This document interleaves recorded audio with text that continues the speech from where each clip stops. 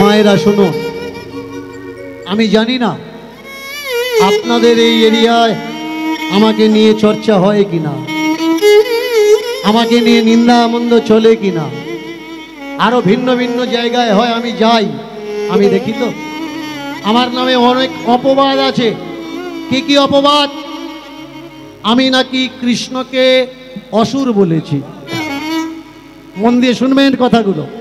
যারা এখানে বসে আছেন বা দূর দূরান্ত থেকে শব্দ যোগের মাধ্যমে দূর দূরান্ত থেকে কীর্তন আস্বাদন করছেন, শুনছেন ঘরে বসে, কথাগুলো মন দিয়ে শুনবেন, একটু মন দিয়ে শুনবেন।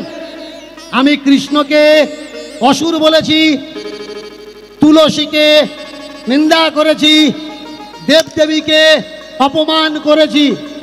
এর জন্য কীর্তনিয়ারা আমি যেখানে থাকি সেখানে থাকে না। উনি কীর্তন করলে আমরা কীর্তন করব না। কেউ কেউ যারা জানে, জেনে শুনে করছে। আবার দেখবেন ছাগলের অনেকগুলো বাচ্চা হয়, দুধ থাকে কটা? দুটো। বাচ্চা অনেকগুলো হয়, তিনটে চারটে হয়। দুজন খেয়ে দিয়ে মানুষ হয়, বাকি দুজন লাফালাফি করে মানুষ হয়। মানুষের এলিগেশন আমি কৃষ্ণকে অসুর বলেছি। না, আমি কৃষ্ণকে অসুর বলিনি। কৃষ্ণকে অসুর বলছে কে? ঋগ বেদ। অনেকের দাবি ঋগ্বেদে যে কৃষ্ণ আছে ওই কৃষ্ণটা আমাদের ভগবান কৃষ্ণ নয়। তাহলে পড়ে নিন মৎস্য পুরাণ, মৎস্য পুরাণ পড়ে নিন। সেখানে তাল্য ঋষি ভগবান শ্রীকৃষ্ণের স্ত্রীদের পতিতা বানাচ্ছে। পতিতা বোঝেন? নোংরা মেয়ে বোঝেন? যারা শরীর বিক্রি করে। তাহলে এরা কারা? আগে বুঝতে হবে। ধর্মশাস্ত্র গ্রন্থ কৃষ্ণকে শুধু অপমান করেছে, অপবাদ করেছে। সেখানে দীনকৃষ্ণ ঠাকুর কি চাচ্ছে? দীনকৃষ্ণ ঠাকুর চাচ্ছে ধর্মগ্রন্থ থেকে কৃষ্ণের নামে কলঙ্কিত লিপিগুলো, লেখাগুলো মুছে দেওয়া হোক, তুলে দেওয়া হোক। আমি নাকি তুলসীকে নিন্দা করেছি, আমি নাকি ভগবানদের নিন্দা করেছি। তুলসীকে আমি নিন্দা করিনি। ধর্মগ্রন্থে তুলসীকে অসতী বলা হচ্ছে। আর ওই তুলসীকে অসতী কে করছে? যার জল নিয়ে আপনারা মুখে ছড়া দিয়ে বলেন নম শ্রী বিষ্ণু, নম শ্রী বিষ্ণু, নম শ্রী বিষ্ণু। ধর্মগ্রন্থে বিষ্ণুকে চরিত্রহীন বানানো হয়েছে, ব্রহ্মাকে চরিত্রহীন বানানো হয়েছে। ব্রহ্মা নিজের মেয়ের সঙ্গে বিয়ে করছে, তার গর্ভে পুত্র সন্তান উৎপাদন করছে। সেই পুত্রের নাম কি? সেই পুত্রের নাম মনু, যার থেকে মানুষ সৃষ্টি হয়েছে। ব্রহ্মা নিজের মেয়েকে বিয়ে করে তার গর্ভে পুত্র সন্তান উৎপাদন করেছে, নাম মনু। মনু কাকে বিয়ে করেছে? মনু তাকে বিয়ে করেছে যার গর্ভে মনু জন্ম নিয়েছে। এবারে বলুন দীনকৃষ্ণ ঠাকুর কি চাচ্ছে? যে এই নোংরা নোংরা গল্পগুলো, মেয়ে বাবাকে বিয়ে করছে, ছেলে মাকে বিয়ে করছে, এগুলো কখনো আমার ধর্মগ্রন্থ হতে পারে না। আমি আপনাদের সামনে তুলে ধরছি এই প্রেক্ষাপটগুলো, যাতে আপনারা জানতে পারেন এই গল্পগুলো দেবী দেবতার নামে অপমান করার জন্য লেখা হয়েছে, তাদের মান সম্মান দেওয়ার জন্যে না। মা সরস্বতীর নামে তার মন্ত্র, ধ্যান মন্ত্র, তার প্রণাম মন্ত্র, কুচো যুগ শোভিত মুক্তার হারে। দেখে নিন কুচো শব্দের অর্থ কি? সংস্কৃত ডিকশনারি খুলুন। কুচো শব্দের অর্থ স্তন যুগল। অনেকে পণ্ডিত যারা, হোয়াটসঅ্যাপ ইউনিভার্সিটির পণ্ডিত যারা, ফেসবুকের পণ্ডিত যারা, তারা বলছে কুচো নয় কুর্চ। আর কুর্চ মানে হচ্ছে হাতের দুটো আঙুল। আমি দীনকৃষ্ণ ঠাকুর বলছি, কথা দিচ্ছি, যদি মন্ত্রে দেখাতে পেরেছেন কুচো নয় কুর্চ লেখা আছে, যতদিন বাঁচব কীর্তনের আসরে দাঁড়িয়ে কীর্তন করব না। আর কুর্চ মানে কোথাও লেখা নেই যে কুর্চ শব্দের অর্থ দুটো হাতের আঙুল। রেফারেন্স দিয়ে বলবেন দীনকৃষ্ণ ঠাকুর কি চাচ্ছে? আমাদের বাড়ির ছোট্ট ছোট্ট ছেলেমেয়েরা সরস্বতীর নামে এই নোংরা নোংরা মন্ত্র কেন উচ্চারণ করবে? এই মন্ত্রগুলো উচ্চারণ করা বন্ধ হোক। শুধু তাই নয়, আপনারা যারা বার করেন, ব্রত করেন, পূজা করেন, অর্চনা করেন, কালী পূজা করছেন, লক্ষ্মী পূজা করছেন, দুর্গা পূজা করছেন, সরস্বতী পূজা করছেন, বলুন তো ব্রাহ্মণ আসে পূজা করতে, আপনার মায়ের পূজা আপনি করতে পারেন? করতে পারবেন না। আপনার দেবতার পূজা আপনি করতে পারবেন না। আপনার গ্রামের মন্দির যে কোনো দেবী দেবতা থাক না কেন, আপনি উঠে গিয়ে ছুঁয়ে দিতে পারবেন না, জড়িয়ে ধরে বলতে পারবেন না, ঠাকুর আমার বুকে প্রচণ্ড ব্যথা, ঠাকুর আমার মনে দুঃখ কষ্ট তুমি দূর করো। বলতে গেলে দূর থেকে বলা লাগবে, আর ছুটে গিয়ে যদি ছুঁয়ে দেন ওই ঠাকুর অসুচি হয়ে যাবে।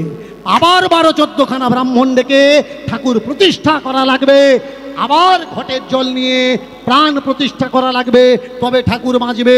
বলুন তো, যে ঠাকুরকে আপনি ছুঁয়ে দিলে ঠাকুর নোংরা হয়ে যাচ্ছে, অপবিত্র হয়ে যাচ্ছে, ওই ঠাকুরটা আপনার ঠাকুর হয় কি করে? কখনো বিচার করুন না।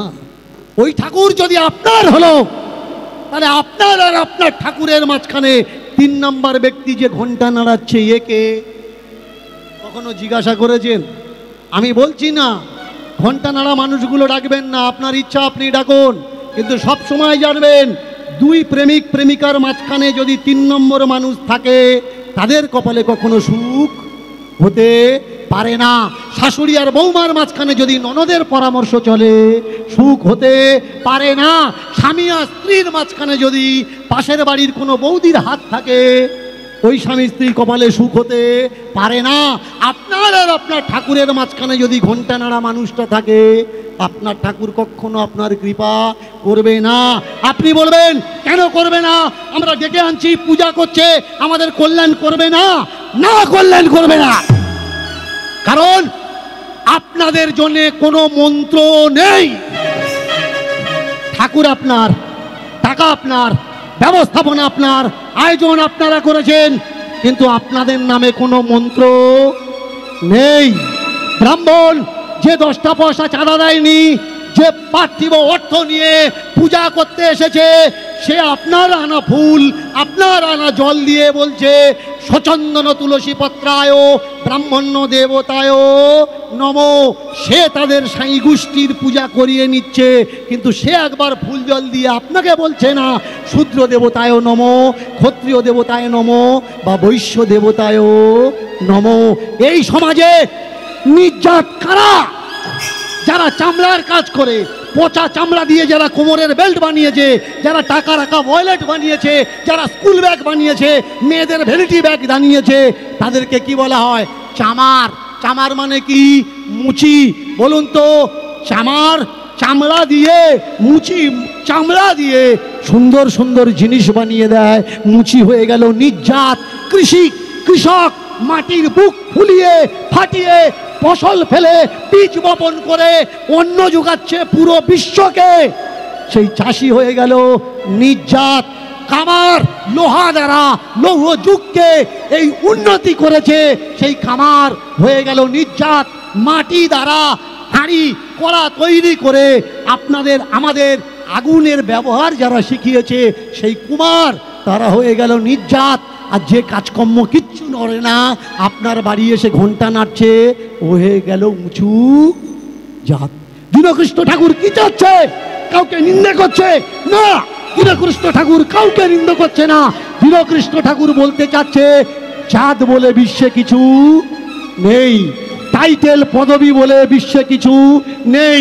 বলুন তো, টাইটেল যদি থাকবে, আপনার নামের পরে লাস্ট নেম টাইটেল আপনি লিখেন, রামের টাইটেল কি বলতে পারবেন? কিচ্ছু না। কৃষ্ণের টাইটেল কি বলতে পারবেন? বলতে পারবে না। অর্জুনের টাইটেল, দুর্যোধনের টাইটেল, রাবণের টাইটেল, কুম্ভকর্ণের টাইটেল। তাহলে আমাদের দেবী দেবতাদের কোনো টাইটেল নেই। আমাদের টাইটেল এলো কোত্থেকে?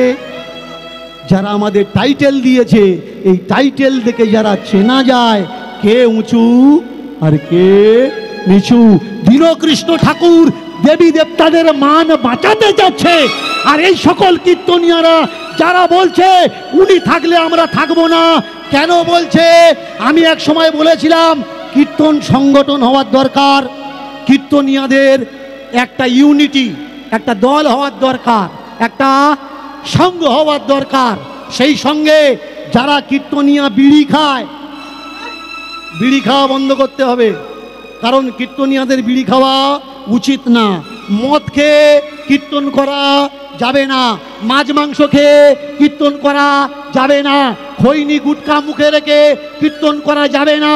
কারণ তোমার মুখের কীর্তন শুনে আমার সমাজের সাদামাটা মানুষগুলো তারা রাস্তা খুঁজে পাবে। তোমরা হচ্ছে ধর্মগুরু।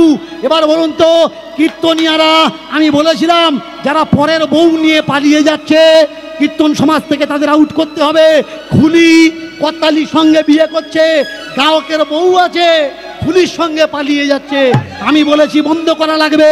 কিন্তু এই সকল কীর্তনিয়ারা আমার বিরুদ্ধে প্রতিবাদ করেছে। উনি থাকলে আমরা থাকবো না। সে শিল্পীর সঙ্গে কর্তালির লাইন ও তোমার গায়ে লাগছে কেন? স্বামী গাড়ি চালিয়ে কীর্তন করতে চাচ্ছে, মাঝখানে কীর্তনিয়া বউ বসে খুলির সঙ্গে গা ঘষছে, এগুলো করা যাবে না। সমাজ নষ্ট কে করছে? যে সকল ধর্মগুরুরা সমাজ নষ্ট করছে, আমি সেই প্রতিবাদ করার চেষ্টা করছি। আর আমার সমাজের মানুষ যারা অসৎ চরিত্রের, যারা বদ, তারা চাচ্ছে আমার নামে বদনাম করে দীনকৃষ্ণ ঠাকুরকে দাবিয়ে দেওয়া হোক।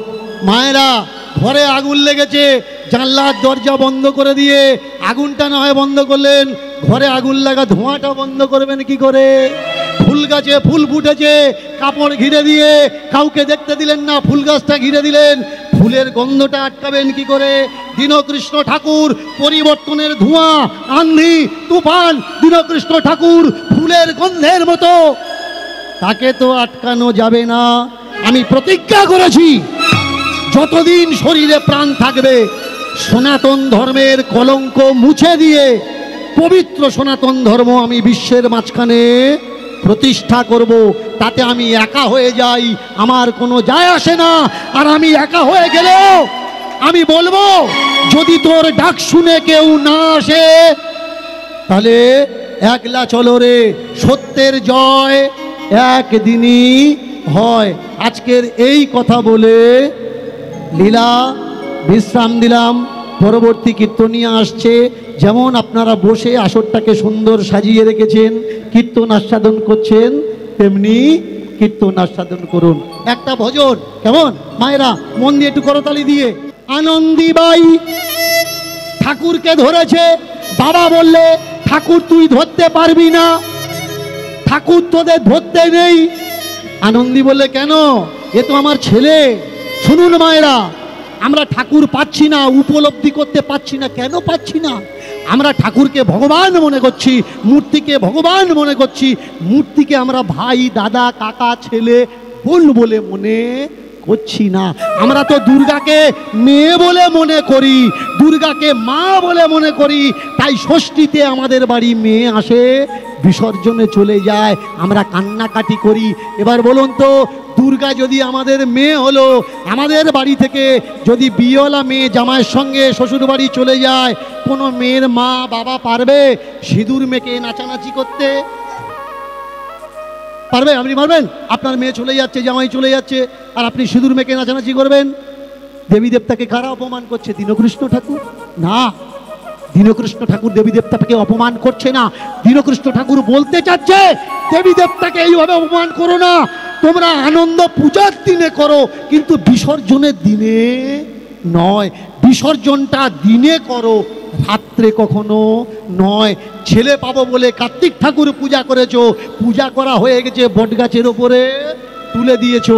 আসার সময় তো দেখছিলাম বটগাছের ওপরে একটা কার্তিক ঠাকুরকে তুলে দিয়েছে, আর তার হাতে ছাতা ধরিয়ে দিয়েছে। এটা কার্তিক ঠাকুরের মান সম্মান মারছে নাকি অপমান হচ্ছে? ঠাকুর পূজা করেছেন, বটগাছে কেন তুলে দিচ্ছেন? পুকুর আছে, নদী আছে, বিসর্জন করুন। যে ঠাকুরের কাছে প্রার্থনা করেছেন, ঠাকুর আমাকে এই দাও, ওই দাও, তাই দাও, পূজা করা হয়ে গেছে, ঠাকুর নিয়ে ফেলে দিয়েছেন বটগাছের গোড়ায়। বলুন তো, বৃষ্টিতে ও যখন গুলে যাবে, ও কার কাছে হাত জুড়ো করে বলবে যে আমাকে বাঁচাও? ঠাকুরের অপমান দীনকৃষ্ণ ঠাকুর করছে, ঠাকুরের মান সম্মান দীনকৃষ্ণ ঠাকুর বাঁচাতে চাচ্ছে। বলুন তো, যারা আজকের বর্ণবাদী হয়ে, সব ব্রাহ্মণ সমান নয়, আজকের সমাজে শিক্ষিত ব্রাহ্মণগুলো মান সম্মান পাচ্ছে না। যারা টলে পড়েছে, যেসব পণ্ডিত ব্রাহ্মণগুলো, তারা পূজা অর্চনা করতে পারছে না।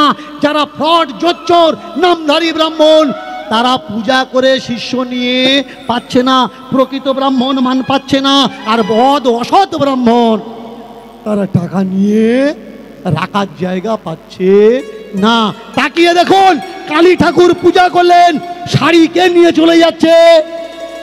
বামনে। মাটা কার? মাটা আপনার। তাহলে আপনার মায়ের শাড়ি নিয়ে যদি অন্য কেউ চলে যায়, আপনি বলবেন না যে আমার মা শাড়ি নিয়ে চলে যাচ্ছ, পরালে না কেন? কারণ মাকে আপনি মা বলে মনেই করেন না। যদি করতেন তাহলে আপনার মার কিনে দেওয়া কাপড় আপনার পরিয়ে না দিয়ে নিয়ে চলে যাচ্ছে, আপনি প্রতিবাদটা করতেন। দুর্গা ঠাকুরের কাপড় ওরা নিয়ে চলে যাচ্ছে, লক্ষ্মীর কাপড় ওরা নিয়ে চলে যাচ্ছে, সরস্বতীর কাপড় ওরা নিয়ে চলে যাচ্ছে। কখন নিয়ে যাচ্ছে? পাত ধারে ভাঁজ করে রাখা আছে।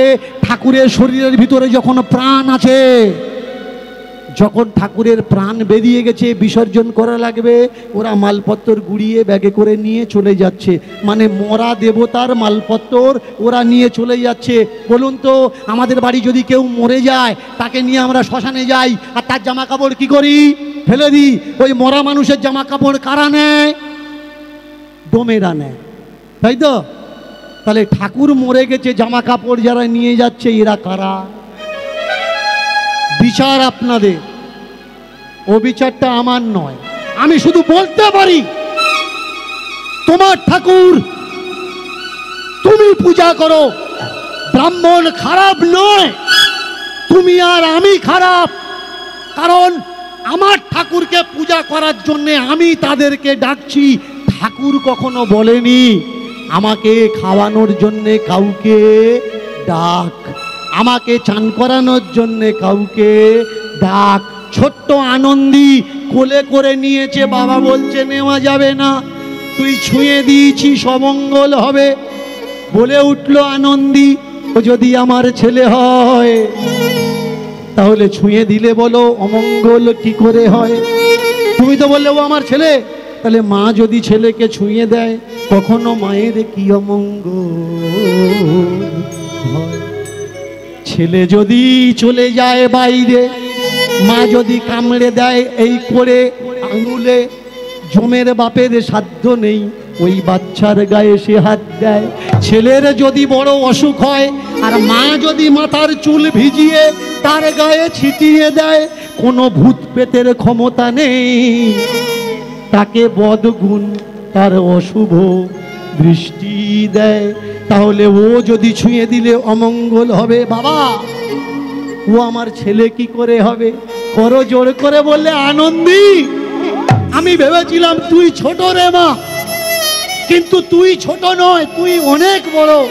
আমি ভেবেছিলাম আমি তোর বাবা, কিন্তু আমি তোর বাবা নয়, তুই আমার মা। তুই চোখ খুলে দিলি। আজ থেকে ঠাকুর ঘরের দরজা খোলা হলো। এই ঠাকুর ঘরে ছেলেরা নয়, আজ থেকে পূজা করবে ঠাকুর ঘরে বাড়ির মেয়েরা, মায়েরা। 1912 সাল জন্ম হয়েছে আনন্দীবাইয়ের। 1963 সাল ইনি বৃন্দাবনে এসে মন্দির প্রতিষ্ঠা করেন, এবং 1993 সাল ইনি শেষ নিঃশ্বাস ত্যাগ করেন, চলে যাবেন গোবিন্দ ঘেরা বৃন্দাবনে। এখনো পর্যন্ত তার মন্দির, তার আশ্রম আছে, আনন্দী বল্লভের আশ্রম। এই সেই আনন্দীবাই আমাদের সমাজে চোখে আঙুল দিয়ে দেখিয়ে গেছে ভগবতের 10 নববিধা ভক্তি। শ্রবণম কীর্তনম বিষ্ণু চরণম পাদ সেবনম অর্চনম বন্দনম দাস্য সখ্য আত্ম নিবেদনম। ঠাকুরকে সখা মিত্র বন্ধু বলে রাখো। ব্রজের রাখাল্লা গোবিন্দকে পেয়েছে, কেন? রাখাল্লা তাকে বন্ধু বলে মনে করেছে, তাই পেয়েছে। আমরা গোবিন্দকে উপলব্ধি করতে পারছি না, কেন? আমরা মনে করছি ও ঠাকুর ভগবান, বাড়ির ছেলে বলে মনে করছি না। তাই আজকের মহামিলনের দিনে ভক্ত আর ভগবানের হৃদয়ে জুড়িয়ে গেল, বাহু তুলে ভক্তগণ এতাই গৌর হরি হরি বলো, হরি হরি বলো, হরি হরি বলো। ও রাধে मीरा जैसा मिला दे रे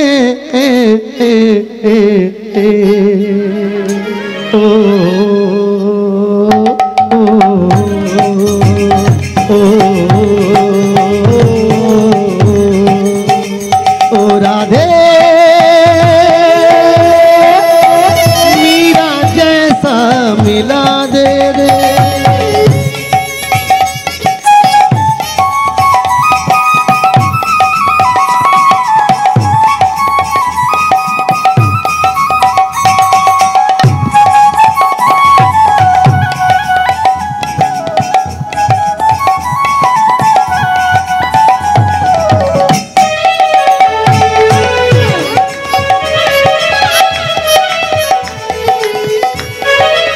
कोई कहे वो खड़ मिट्टी पत्थर, मीरा कहे वो तो रसिक नागर। कोई कहे वो तो खड़ मिट्टी पाथर, मीरा कहे वो तो रसिक नागर। मीरा जैसे प्रेम सिखा दे रे ओ राधे ओ राधे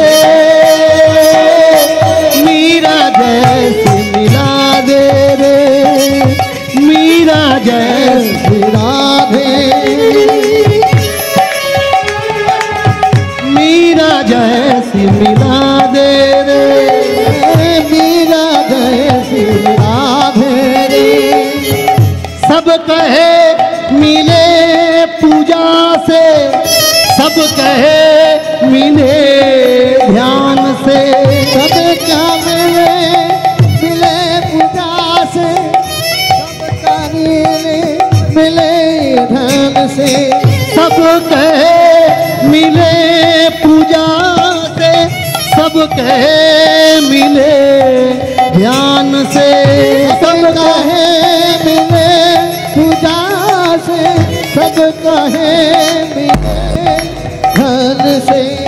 मीरा कहे मिले नंदलाल प्रेम से प्रेम से प्रेम से ओ राधे ओ राधे मिला दे रे मिला दे रे और मिला दे मिला दे मिला दे रे मिला दे मिला दे मिला दे मिला দে মিলা দে রে। এইখানে রহিল প্রভুর লীলার মাধুরী, চাঁদ বদনে প্রেমানন্দে।